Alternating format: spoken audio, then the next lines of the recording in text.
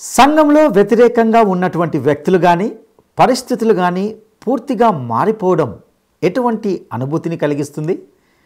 బలహీనమైన సంఘాన్ని దేవుడు వాడుకొని బలమైన సేవను జరిగిస్తాడా? ఆలోచిద్దాం.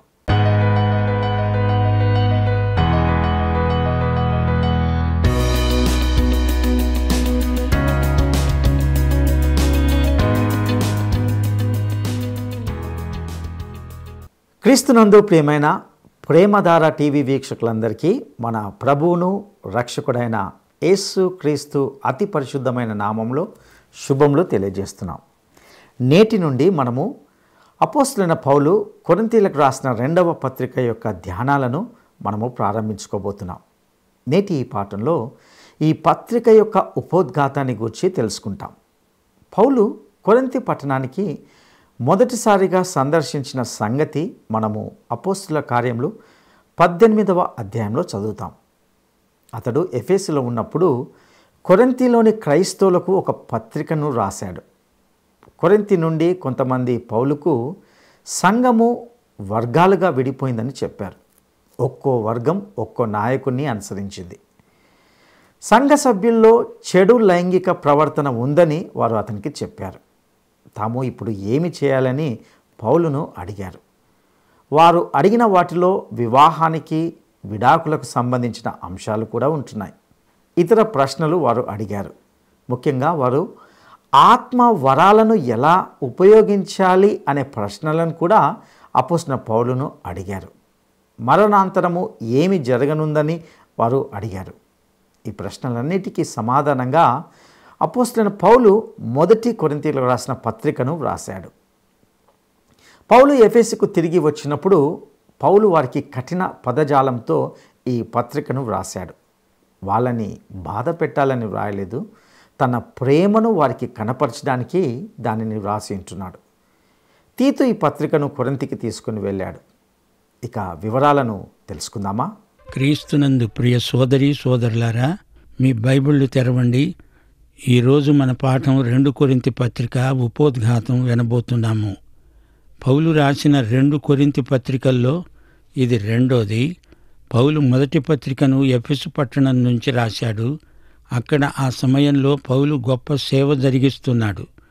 1 కొరింథీ 16వ అధ్యాయం 9వ వచనంలో పౌలు అన్నాడు, కార్యానుకూలమైన మంచి సమయము నాకు ప్రాప్తించి ఉన్నది, అయితే ఎదిరించేవారు అనేకులున్నారు. చిన్నాసియాలో పౌలు ఎంతో ఘనమైన సేవ చేయవలసి ఉంది. ఎఫెసు చిన్నాసియా సేవారంగంలో కీలక స్థానం. సేవా ద్వారాలు తెరవబడ్డాయి. పౌలు అందులో ప్రవేశించాడు. వెంటనే పౌలు కొరింతుకు వెళ్ళలేకపోయాడు. కొరింతు సంఘం ఇంకా బాల్యావస్థలోనే ఉంది. అక్కడి క్రైస్తవులు 100కి 100 పాళ్ళు శరీరానుసారులు. బాల్య చాపల్యం ఎక్కువగా ఉంది. పౌలును రమ్మని ఆహ్వానించారు. చిన్న బిడ్డ చేష్టలు చేస్తున్నారు. గిల్లి కజ్జాలు పెట్టుకుంటున్నారు. పార్టీలు కడుతున్నారు. నాయకుల పేర్లు చెప్పుకొని మేము గొప్ప అంటే మేము గొప్ప అంటూ పోటాపోటీలు పడుతున్నారు. పౌలును రమ్మంటే రాడు అంటూ అలుగుతున్నారు. మొదటి పత్రికలో సరే వస్తానులే అని రాశాడు పౌలు. పౌలు ఎఫెసులో ఇంచుమించు 3 సంవత్సరాలున్నాడు. కొరింథీకి వెళ్ళడం పడలేదు. సంఘస్థులు పౌలు రాకపోవడం చేత కలవరపడుతున్నారు. పౌలు కొరింథీకి తీతును పంపాడు. పౌలుకు వెళ్ళడానికి వీలు కాలేదు. ఎఫెసులో తిమోతి పౌలుతో కూడా ఉన్నాడు. పౌలు తిమోతి కలిసి త్రోయకు వెళ్ళి తీతు ఏమి వార్త తెస్తాడా అని కనిపెట్టి చూస్తున్నారు.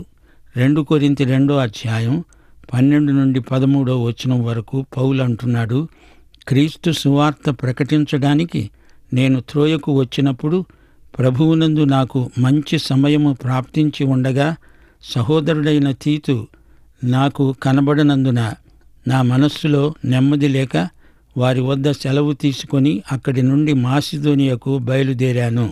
ఫిలిప్పీకి వెళ్ళినప్పుడు పౌలుకు తీతు కనిపించాడు. కొరింథీ సంఘ పరిస్థితులను తీతు పౌలుకు తెలియచేశాడు.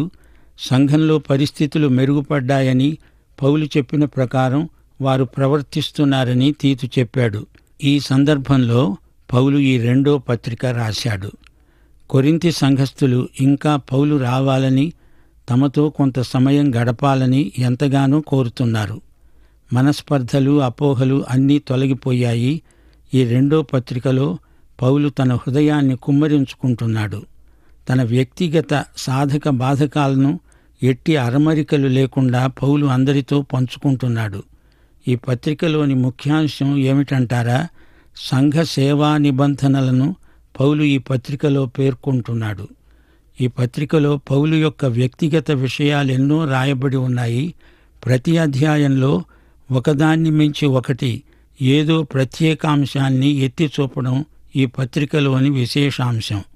ఆదరణ అనే అంశం మొదటి 7 అధ్యాయాలలో వివిధ దృక్కోణాలలో చర్చించబడింది. యెరూషలేములోని విశ్వాసులు ఆర్థికంగా ఇబ్బందిలో ఉన్నారు. వారికి సాయం చేయడానికి ఉపకార ద్రవ్యాన్ని సేకరించాలి. 8, 9 అధ్యాయాలలో దాతృత్వమును గురించి పౌలు హితవాక్యాన్ని ప్రకటించాడు. 10 నుండి 13 అధ్యాయం వరకు అపొస్తలుడైన పౌలు తన పిలుపును గురించి ఎన్నో విషయాలు ప్రస్తావించాడు. అపొస్తలత్వానికి పౌలు పిలుపు పొందినవాడు. ప్రియ శ్రోతలు, మొదటి కొరింథీ పత్రిక తర్వాత సంవత్సరానికి పౌలు ఈ రెండో పత్రిక రాశాడు. ఈ 2 పత్రికలకు మధ్య మరో పత్రిక రాశాడు. కానీ అది మనకు లభించలేదు. అందులో పౌలు చాలా కఠినంగా మాట్లాడాడు. ఈ ఉత్తరం కన్నీటితో, ఎంతో మనోవేదనతో రాశాడు. తన అధికారాన్ని ప్రశ్నించే చిన్న గుంపొకటి వారి మధ్య తలెత్తింది. అయితే తీతు మంచి వార్త తెచ్చాడు. వారు మనసు మార్చుకున్నారు. ఆ తరువాత పౌలు ఈ ఉత్తరంలో వారి పట్ల ఎంతో ఆప్యాయతను వ్యక్తం చేస్తున్నాడు. ఈ పత్రికలో పౌలు జీవితంలోని స్వానుభవాలెన్నో ఉన్నాయి. పౌలు సంఘమును గురించి ఎంతో శ్రద్ధాసక్తులు గలవాడు. బలహీనమైన సాధనాలను వాడి దేవుడు బలమైన సేవ జరిగిస్తాడనేదే ఈ పత్రిక సారాంశం. ఈ పత్రికలోని కీలక పదాలు ఆదరణ, శ్రమలు, సేవ, పరిచర్య, మహిమ, శక్తి, బలహీనత.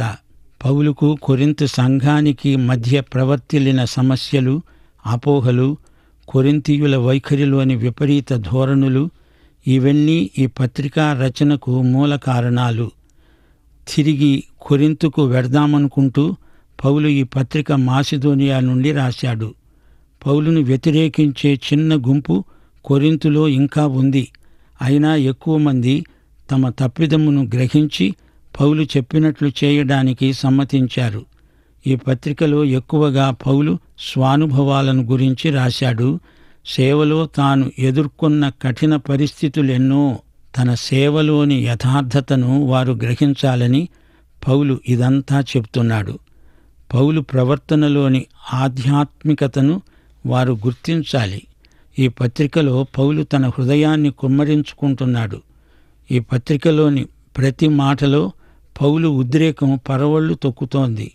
కొరింథీయులంటే పౌలుకు ఎంతో ప్రేమ. దేవుని మహిమను గురించిన ఆసక్తితో పౌలు నిలువెల్లా నిండిపోయినవాడు. సువార్త సత్యం విషయంలో ఎవరితోనూ రాజీ పడేది లేదు. సంఘ సహవాసాన్ని చెడగొట్టే వ్యక్తులను ధైర్యంగా ఖండించగల అపొస్తలిక నాయకుడు పౌలు. దండి గుండె గలవాడు. అతని జీవితం విశ్వాసుల జీవితాలతో పెనవేసుకుపోయింది. వృత్తిరీత్యా పౌలు మాట్లాడడు, పనిచేయడు. పౌలు ప్రవృత్తి సౌవార్తిక దీక్ష. 2 కొరింథీ పత్రికలో 3 భాగాలున్నాయి. పౌలు ప్రవర్తన, పౌలు సేవ ఎలాంటివో ఆయనే స్వయంగా చెప్పుకుంటున్నాడు. నా రాకపోకల్లో మార్పులకు కారణమేమిటి? నేను నిలకడలేనివాణ్ణి అనుకుంటున్నారా? అలా కాదు, ఇదంతా దేవుని నిర్ణయం అంటూ మొదటి 7 అధ్యాయాలు రాశాడు. సేవ అంటే ఏమిటి? ఎలాంటి సమస్యలు ఎదురవుతాయి? సువార్త సేవకు అసలైన ప్రేరకమేది? ఈ అంశాలను పౌలు ఈ వాక్య భాగంలో ప్రస్తావించాడు. 8, 9 అధ్యాయాల్లో ఉపకార ద్రవ్య సేకరణను గురించి పౌలు మాట్లాడాడు. యెరూషలేములో విశ్వాసులకు ఆర్థికంగా తోడ్పడండి, సంతోషంగా ధారాళంగా ఇవ్వండి, దేవుడు మిమ్ములను ఆశీర్వదిస్తాడు అని పౌలు సంఘస్థులను ప్రోత్సహించాడు. దేవుని మాటను పెడచెవిని పెట్టేవారిని పౌలు కటువుగా ఎంతో గద్దించాడు. 10 నుండి 13 అధ్యాయం వరకు గద్దింపు మాటలున్నాయి. తనను విమర్శించే వారికి తాను ఒక అపోస్తలుడుగా అధికారపూర్వకంగా జవాబిస్తున్నాడు. ప్రియ శ్రోతలు, క్రైస్తవ విశ్వాసులకు, దైవ సేవకులకు ఈ పత్రికలో ఎంతో అవసరమైన హెచ్చరికలున్నాయి. ఈ పత్రిక పరిశుద్ధాత్మ సాధనమై మన ఉద్దేశ్యాలను, పద్ధతులను సరిదిద్దుతుంది. క్రీస్తులాంటి నిస్వార్థ త్యాగాన్ని ఈ పత్రికా సందేశం మనలో తిరిగి ప్రకల్పన చేస్తుంది. పౌలు సేవా పద్ధతులు పరిశుద్ధాత్మ రూపొందించినవే. ఆర్థిక దాతృత్వపు ఆత్మ పరిశుద్ధాత్మే. దేవునికి స్తోత్రం. త్యాగపూర్వకమైన దాతృత్వాన్ని పౌలు ఈ పత్రికలో ప్రతిపాదిస్తున్నాడు. ఈ పత్రికలో యేసుక్రీస్తు యొక్క ప్రత్యక్షం తేటగా కనపడుతోంది. దేవుని వాగ్దానములన్నీ క్రీస్తునందు అవును అన్నట్లుగానే ఉన్నాయి. దేవుని కుమారుడైన యేసుక్రీస్తు అవునని చెప్పి కాదనే వాడై ఉండలేదు. దేవుడు మనకు అవును అన్నట్లు, మనము దేవునికి అవును అన్నట్లు ఉన్నామంటే ఈ అవును లేక ఆమేన్ యేసుక్రీస్తే. క్రీస్తునందు మనకు మహిమానుభూతి. దేవుని మహిమ క్రీస్తునందే బయలుపరచబడింది. తల్లిలా లాలించును, తండ్రిలా ప్రేమించును. తల్లిలా లాలించును, తండ్రిలా ప్రేమించును. ముదిమి వచ్చు వరకు ఎత్తుకుని ముత్తాడును, సంక పెట్టుకొని కాపాడును. యేసయ్యా తల్లిలా లాలించును, తండ్రిలా ప్రేమించును. తల్లిలా లాలించును, తండ్రిలా ప్రేమించును.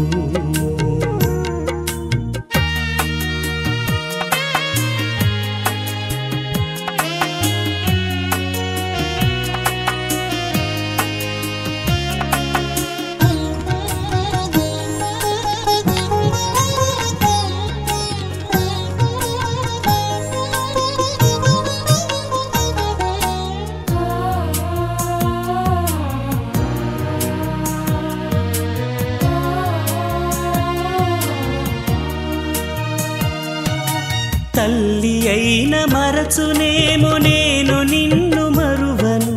చూడుము నా అరచేతులలో నిన్ను చెక్కియున్నాను.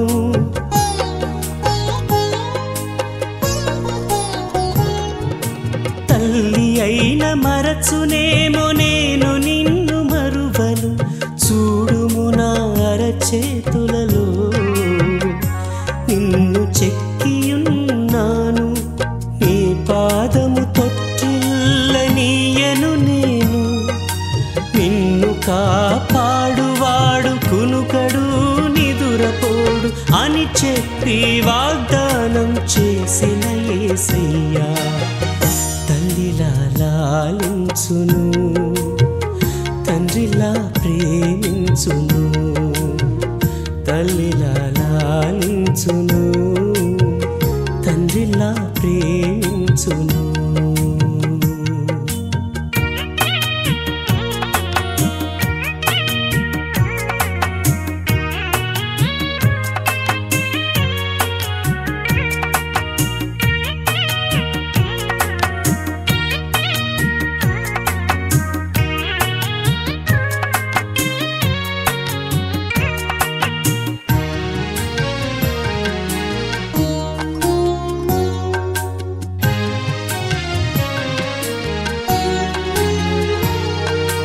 పర్వతాలు తొలగవచ్చు, తత్తరిల్లు మెట్టలన్నీ వీడిపోదు నా కృప నీకు. నా నిబంధన తొలగదు.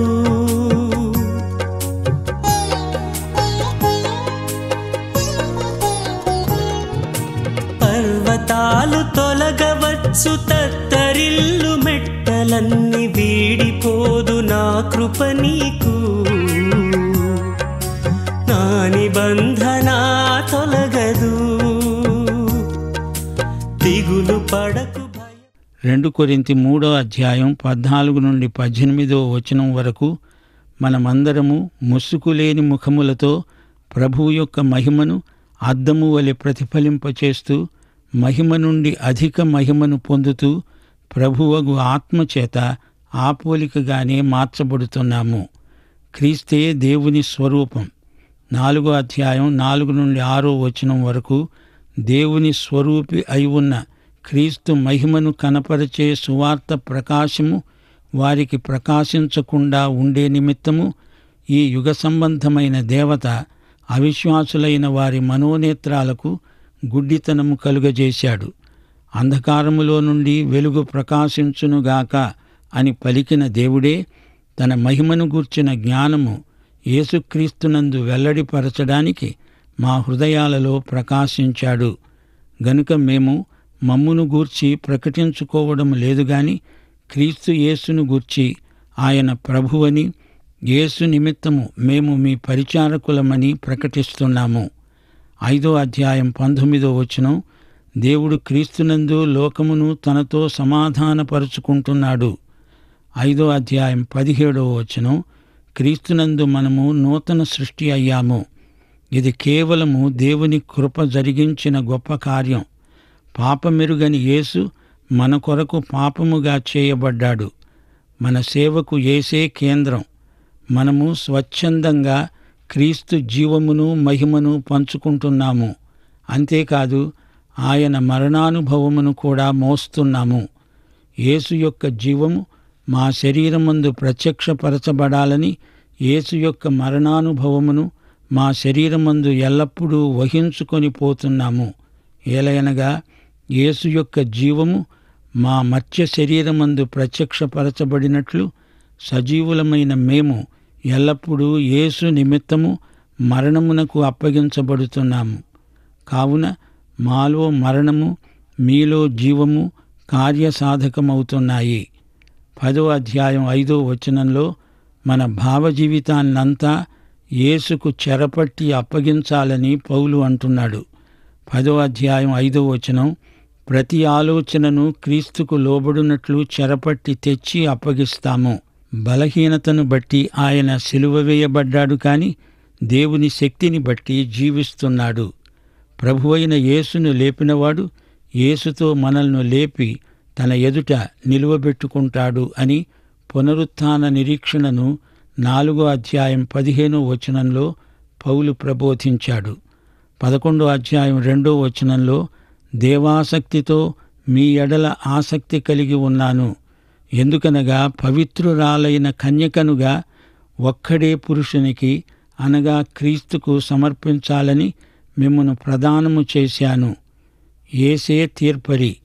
5:10 తాను జరిగించిన క్రియల చొప్పున అవి మంచివైనా సరే చెడ్డవైనా సరే దేహముతో జరిగించిన వాటి ఫలమును ప్రతివాడు పొందునట్లు మనమందరము క్రీస్తు న్యాయపీఠము ఎదుట ప్రత్యక్షము కావాలి. విశ్వాసులందరికీ క్రీస్తు న్యాయపీఠమున్నదని ఈ పత్రికలో పౌలు విశ్వాసులకు జ్ఞాపకం చేస్తున్నాడు. 3:2 పరిశుద్ధాత్మ కార్యము పేర్కొనబడింది. మమ్మును కొత్త నిబంధనకు అనగా అక్షరమునకు కాదుగాని ఆత్మకే పరిచారకులమవడానికి మాకు సామర్థ్యము కలిగించాడు. మెత్తని హృదయములు అనే పలకల మీద జీవము గల దేవుని ఆత్మతో మా పరిచర్య మూలముగా రాయబడిన క్రీస్తు పత్రిక మీరే అని పౌలు విశ్వాసులను ప్రోత్సాహకరమైన మాటలతో హెచ్చరిస్తున్నాడు. ప్రభువే ఆత్మ. ప్రభు యొక్క ఆత్మ ఎక్కడ ఉంటాడో అక్కడ స్వాతంత్ర్యం ఉంటుంది అంటూ పరిశుద్ధాత్మ పరిచర్యను ఈ పత్రికలో పౌలు మనకు వివరించి చెబుతున్నాడు. పరిశుద్ధాత్మ మనకు స్వేచ్ఛా స్వాతంత్ర్యములిచ్చి మనల్ని యేసు రూపానికి మార్చుతూ ఉండే అనుభూతి కలిగిస్తున్నాడు. పరిశుద్ధాత్మ మన అంతరంగ పురుషుణ్ణి దినదినము నూతనపరుస్తూ ఉంటాడు. పరిశుద్ధాత్మ మనకు ఆధ్యాత్మిక యుద్ధంలో అధిక విజయమిస్తాడు. 10:3-5 వరకు మేము శరీరధారులమై నడుచుకుంటున్నా శరీర ప్రకారము యుద్ధము చేయము. మా యుద్ధోపకరణములు శరీర సంబంధమైనవి కావుగాని దేవుని ఎదుట దుర్గములను పడద్రోయజాలినంత బలము కలవి. 12వ అధ్యాయం 12వ వచనంలో పౌలు అన్నాడు, సూచక క్రియలను, అద్భుతములను, మహత్కార్యములను చేయడము వలన అపొస్తలుని యొక్క చిహ్నములు పూర్ణమైన ఓరిమితో మీ మధ్యను నిజముగా కనపరచబడ్డాయి. ఈ పత్రిక ముగింపులో పౌలు ఆశీర్వాదం పలుకుతూ పరిశుద్ధాత్మ అన్యోన్య సహవాసము మనకు సదాకాలము తోడై ఉండునుగాక అన్నాడు. శ్రోతలు చూచారా, ఈ పత్రికలో యేసు సాక్షాత్కారం, పరిశుద్ధాత్మ పరిచర్య తేటగా కనపడుతున్నాయి. గమనించండి, భక్తిగల విశ్వాసులు ప్రేమ నియమాన్ని పాటిస్తారు, పరార్థమై బ్రతుకుతారు. వాక్యానుసారమైన జీవితమే భక్తిగల జీవితం. అయితే దేవుని బిడ్డలు నశించే వారికి మరణార్థమైన మరణపు వాసనగా, రక్షించబడే వారికి జీవార్థమైన జీవపు వాసనగా ఉన్నారు. ప్రతి తలంపు, ప్రతి క్రియ, ప్రతి మాట దేవునికి మనం లెక్క అప్పగించాలి. దేవుని న్యాయపీఠం క్రైస్తవ ప్రవర్తనకు హద్దును, క్రమాన్ని, బాధ్యతను ఏర్పరుస్తుంది. ప్రభువు కోసం జీవించడానికి మనము పిలువబడ్డాము. మన జీవితాలలో స్వార్థానికి తావులేదు. వ్యక్తిగతమైన పేరు ప్రతిష్టలు, స్వార్థాపేక్ష, కీర్తి కండూతి మనకు తగినవి కావు అని 2 కొరింథీ పత్రిక నిర్దిష్టంగా చెబుతుంది. 8వ అధ్యాయం 21వ వచనం చాలా ముఖ్యమైన నీతి సూత్రం. ప్రభువు దృష్టియందు మాత్రమే కాక మనుష్యుల దృష్టియందు యోగ్యమైన వాటిని గూర్చి శ్రద్ధగా ఆలోచిస్తాము. మన ప్రవర్తనలో క్రీస్తు ప్రతిబింబించాలి. ఈ పత్రికలో పరిశుద్ధత ఎంత అవసరమో నొక్కి చెప్పబడింది. దేవుని నీతి ప్రమాణాలు ఎంతో ఉన్నతమైనవి. లోకము ఆధ్యాత్మిక విలువల నెరుగదు. అవిశ్వాసులతో సన్నిహిత సాంగత్యం మనకు మంచిది కాదు. వివాహము విషయములో విశ్వాసులు అవిశ్వాసులతో పొందు పెట్టుకోకూడదు. భార్యాభర్తలిద్దరికీ క్రీస్తునందు ఒకే ఆదర్శం, ఒకే దర్శనం ఉండాలి. 1వ అధ్యాయం 12వ వచనంలో లౌకిక జ్ఞానమును అనుసరింపక దేవుడు అనుగ్రహించే పరిశుద్ధతతో, నిష్కాపట్యముతో దేవుని కృపనే అనుసరించి లోకములో నడుచుకోవాలి. లౌకికానికి, లౌక్యానికి మనం దూరంగా ఉండాలి అని ఈ పత్రిక మనకు నేర్పుతోంది. వెలుగుకు చీకటికి, నీతికి దుర్నీతికి, క్రీస్తుకు సైతానుకు ఏమి సంబంధం? అవిశ్వాసితో విశ్వాసికి పాలెక్కడిది? దేవుని ఆలయమునకు విగ్రహములతో ఏమి పొందిక? అపవిత్రమైన దాన్ని ముట్టకండి అని ఈ పత్రిక ఎలుగెత్తి చాటుతోంది. దేవునికి విధేయతే క్రైస్తవుని భక్తి. దేవుని వాక్యమే మన ప్రవర్తనకు, శీలానికి గీటురాయి. పరిస్థితులను గమనించాలి. దేవుడు గీచిన గీటు దాటకూడదు. పరిస్థితులు ఎలాంటివైనా వాక్య ప్రమాణాన్నే అంటిపెట్టుకొని దేవుని బిడ్డలు ప్రవర్తిస్తారు. అంతరంగ పురుషుణ్ణి బలపరుచుకోవాలి. పరిశుద్ధాత్మ దేవుని వాక్యం నడిపించినట్లే నడవాలి. దేవుని వాక్య సత్యానికి వ్యతిరేకంగా పనిచేయకూడదు. 11వ అధ్యాయం 3-4 వచనాలు ఎంతో ముఖ్యమైనవి. సర్పము తన కుయుక్తి చేత హవ్వను మోసపరిచినట్లు మీ మనస్సులు చెరుపబడి క్రీస్తు ఎడల ఉన్న సరళత నుండి, పవిత్రత నుండి ఎట్లయినా తప్పిపోతాయేమో అని భయపడుతున్నాను. ప్రియ శ్రోతలు వింటున్నారా? కొరింథీ సంఘంలోని సమస్యలు జటిలమైనవి. అక్కడి క్రైస్తవులలో మానవ జ్ఞానం మరీ ఎక్కువైపోయింది. దానికి తోడు గర్వం. ఫలితంగా దైవజ్ఞానం లోపించింది. దేవుడు వారి మధ్య పనిచేయడానికి ఆటంకాలు ఏర్పడ్డాయి. సైతాను వారి మధ్య తిష్ట వేసుకొని కూర్చున్నాడు. 2 కొరింథీ 2వ అధ్యాయం 11వ వచనం, సైతాను కుతంత్రాలను ఎరిగి ఉండి కూడా వాడి చేతుల్లో పడిపోయారు. ఇది ఎంతైనా విషాదకరం. పౌలు రాసిన ఈ 2 కొరింథీ పత్రికల్లో సైతాను ఉన్నాడు, జాగ్రత్త అనే హెచ్చరికలు ఎక్కువగా ఉన్నాయి. మరే ఇతర పత్రికల్లోనూ ఇంతగా పౌలు సైతాను యుక్తులను ఎండగట్టి ఉండలేదు. ఈ విధంగా పౌలు కొరింథీ సంఘస్థుల పట్ల తనకున్న గాఢమైన ప్రేమను వ్యక్తం చేశాడు. పౌలు యొక్క కాపరి హృదయం అలాంటిది. గొర్రెలంటే కాపరికి ఎంత ప్రేమో తన ప్రభువు వద్ద నేర్చుకున్నాడు. 2 కొరింథీ 11:3 పౌలు తన ఆధ్యాత్మిక బిడ్డలను గురించి చెందిన ఆందోళన వెలిబుచ్చబడింది. సర్పము తన కుయుక్తి చేత హవ్వను మోసపరిచినట్లు మీ మనస్సులు చెరుపబడి క్రీస్తు ఎడల ఉన్న సరళత నుండి, పవిత్రత నుండి ఎట్లయినా తొలగిపోతాయేమో అని భయపడుతున్నాను.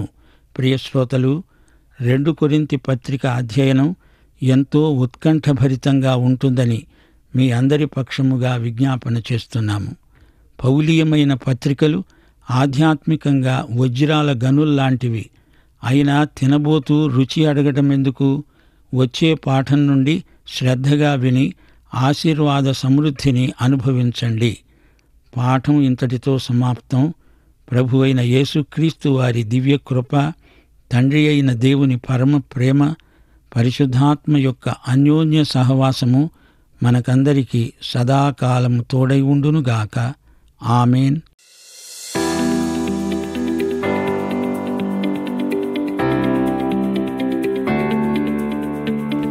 పౌలు తన మొదటి పత్రిక అనగా 1 కొరింథీ పత్రికను ఎక్కడ నుండి వ్రాసాడు? పౌలు తన మొదటి పత్రిక అనగా 1 కొరింథీ పత్రికను ఎక్కడ నుండి వ్రాసాడు? 1 ఫిలిప్పి నుండి, 2 ఎఫెసు నుండి, 3 మాసిదోనియా నుండి. ఈ ప్రశ్నకు సరైన జవాబును ఈ వాట్సాప్ నంబరుకు పంపండి. ప్రియులారా, ఇంతవరకు 2వ కొరింథీ పత్రిక యొక్క ఉపోద్ఘాతాన్ని వింటూ వచ్చాం.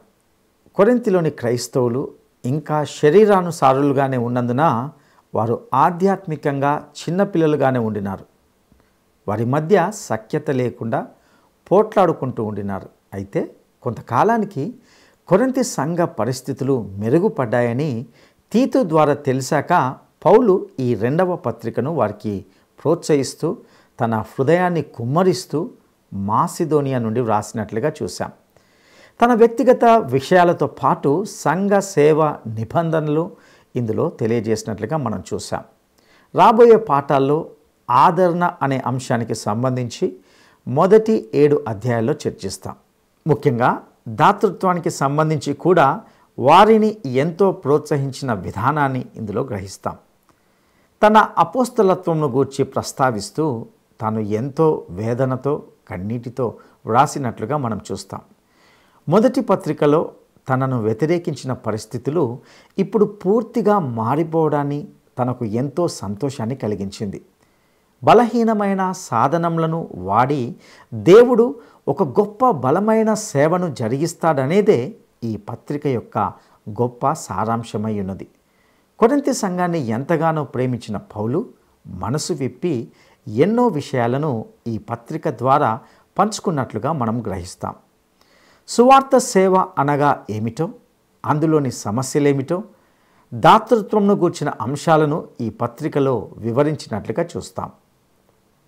ఒక అపోస్తులునిగా అధికారపూర్వకంగా ఎన్నో సత్యాలను ఇందులో వివరిస్తాడు.